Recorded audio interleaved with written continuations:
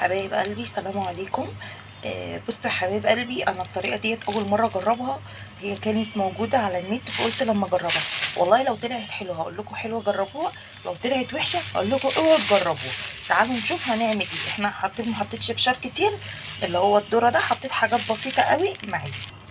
وبعدين هحط معلقه سكر، انا اول مره اجربها اهي اللي هي الصغيره دي اهي، وهحط حبه صغيره كمان اهو. هجرب، طلعت حلوه هقول لكم جربوها، طلعت وحشه هقول لكم ما تجربوهوش.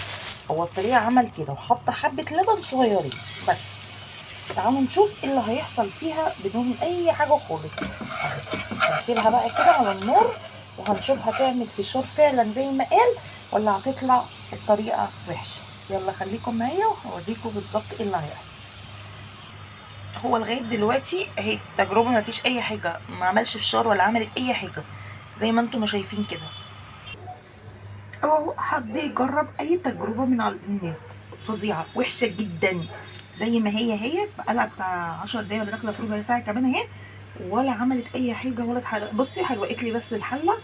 اوعى حد يجرب اي ترند موجود على النت، بصراحه طريقه فاشله. يلا يا حبايب قلبي، ما تنسوناش باللايك والشير وسبسكرايب، ما تنسوش تدعوا لي، ما تنسوش تدعموني يا حبايب قلبي. السلام عليكم ورحمه الله وبركاته حبايبي في الله.